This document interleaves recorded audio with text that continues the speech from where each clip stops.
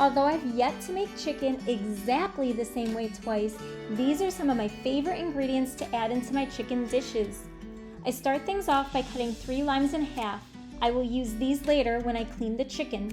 Then I use a garlic press to make kitchen life easy and prepare as much garlic as I want to have on hand for seasoning. I like keeping things simple, so I slice up my carrots into small round pieces. Next, I slice up 2 shallots. I love using shallots because their flavoring is more buttery and savory than regular onion. Then it's on to chopping up 1 red bell pepper. I sometimes keep the seeds and sometimes I discard the seeds. It all depends on my mood that day.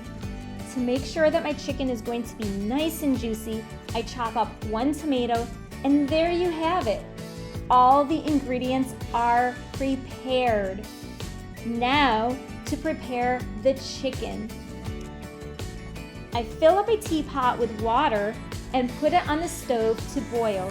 I always choose chicken that is hormone and antibiotic free.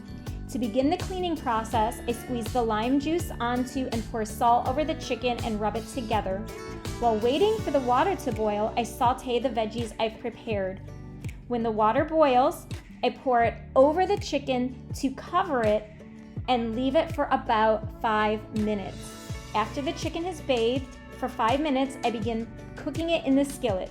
I add cayenne pepper and a little salt, plus a big splash or 2 of any flavor of yummy sauce.